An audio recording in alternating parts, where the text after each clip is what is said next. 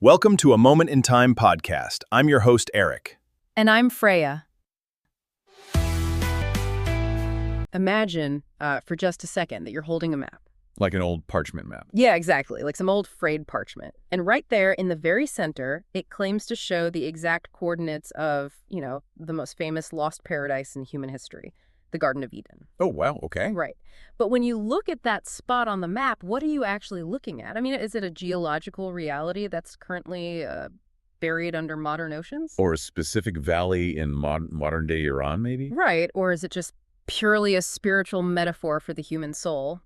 Today, we are hunting for Eden, and our mission for this deep dive is to synthesize this really fascinating stack of sources, spanning everything from an 1869 theological defense of a literal Eden to modern archaeological theories about submerged civilizations and even some mystical Christian texts. And you are about to see how a single ancient narrative can be viewed through, the lenses of geology, anthropology, theology, and psychology. It's wild. Whether you're scientifically minded or spiritually curious, this exploration is going to completely change how you view the origins of human civilization. Okay, let's unpack this. Because to understand why people look for Eden, we kind of have to understand why early scholars insisted it absolutely had to be a literal historical place. It couldn't just be a story to them. No, it really couldn't. For classical Christian theologians, treating Eden as a myth was an existential threat. And if you look at the 1869 Methodist Review we reviewed, it argues that if Eden is a myth, the entire biblical history of humanity just unravels. Because of the genealogy, right? Like the lineage of Christ is traced directly back to a literal Adam and Eve. Exactly. You can't have a legal family tree that starts with a metaphor and then ends with a real historical person. It totally breaks the chain of evidence. But even more critically, the theology of redemption demands a physical crime scene. Right, which takes us back to the Apostle Paul and his letters to the Romans and the Corinthians. His whole theological argument relies on this highly structured legal precedent. Like, by one man, sin entered the world, bringing death, so therefore by one man, Christ, redemption is brought back. It's all based on symmetry.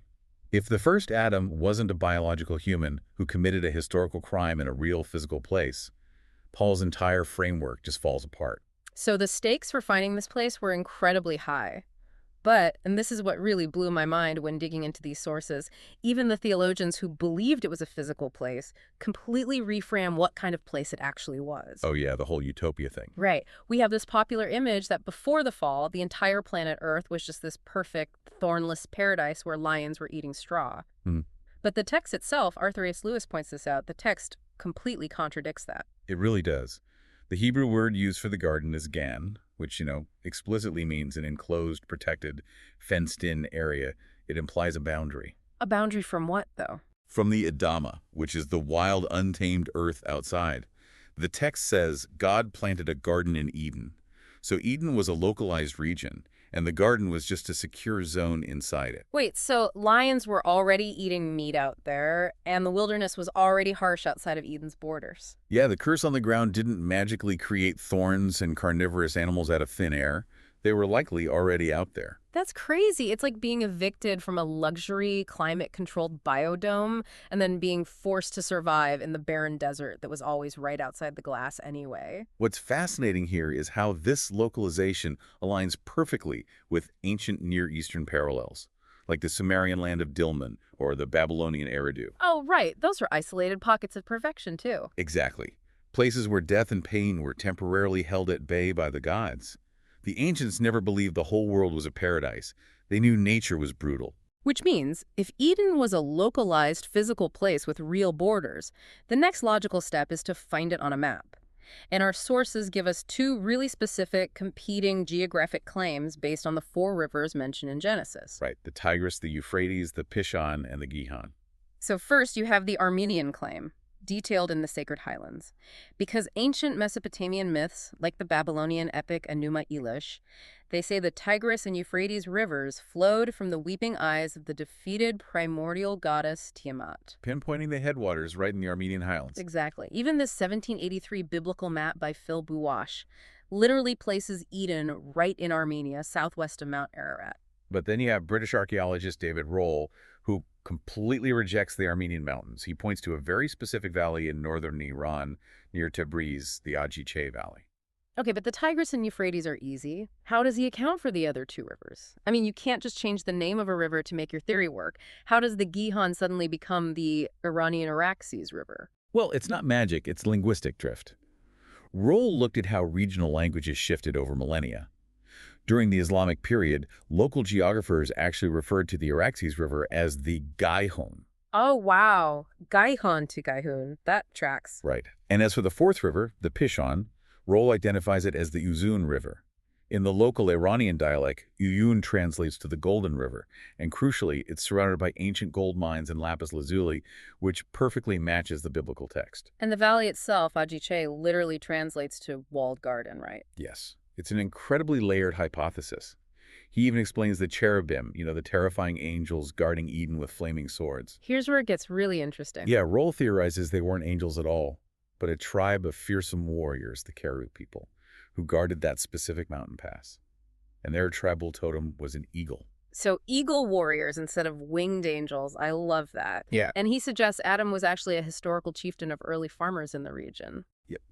His name, Adam, means red earth man, which is linked to human skeletons found in the area that were ceremonially coated in red ochre. That is just brilliant. But while looking in the mountains makes sense for river headwaters, what if we're looking in the wrong era entirely? You're talking about the sunken oasis theory. Yeah, what if Eden isn't a mountain valley, but a sunken world?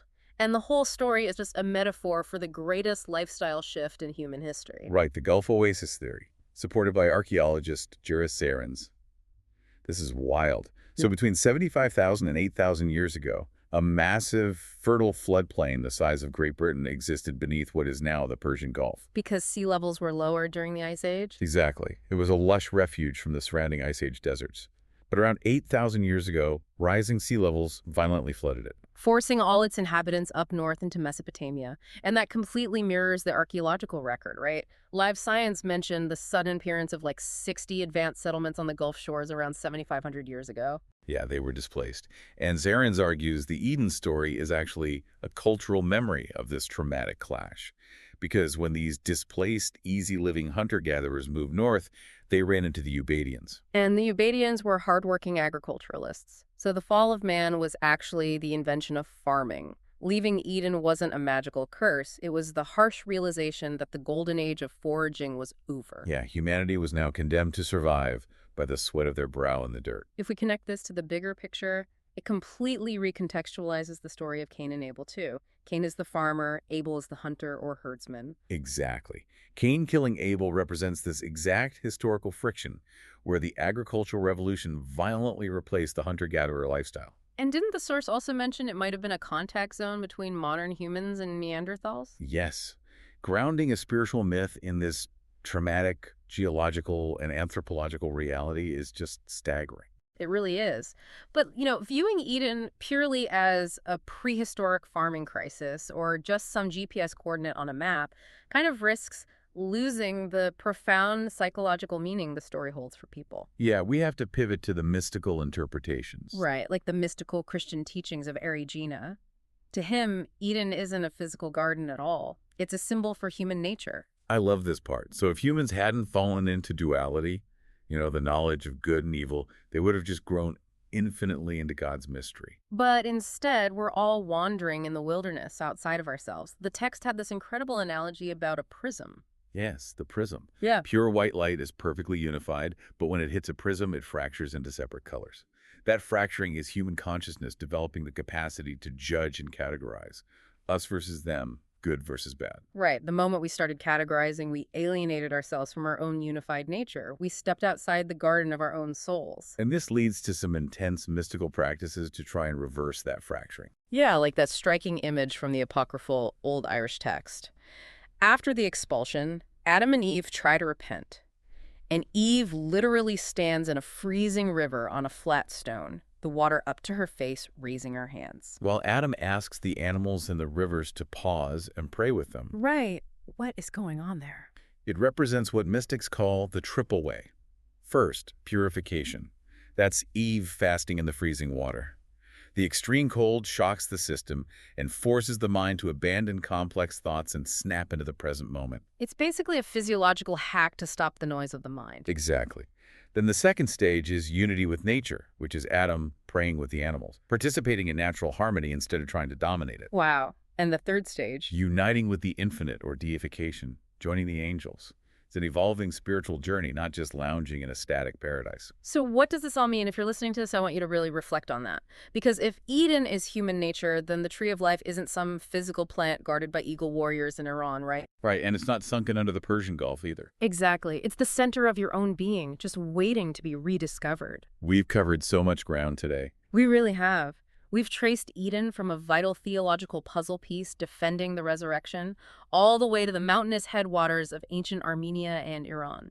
Down to a flooded prehistoric oasis representing the trauma of early agriculture. And finally, deep into the depths of the human soul. And, whether Eden was a lost city of lapis lazuli, a flooded prehistoric refuge, or just a metaphor for our own inner peace, the longing for it really remains a universal human condition. We are all, in some way, trying to find our way back to the garden. Which leaves us with one last, totally unexplored thought to chew on. If Eden was indeed a prehistoric Gulf oasis where life was perfectly calibrated and effortless for hunter-gatherers. And then we were forced out by rising seas into this harsh world of labor. Right. Think about our modern relentless drive for technological progress and artificial intelligence. What if all of that is actually an unconscious, millennia-long attempt by humanity to artificially reconstruct the effortless paradise we lost 8,000 years ago? Oh, wow. Are we just building a digital Eden so we can finally stop sweating in the dirt? That is quite the thought to leave on. Something to mull over until next time. That wraps it up for this deep dive. Thanks for watching A Moment in Time podcast. Don't forget to like and subscribe.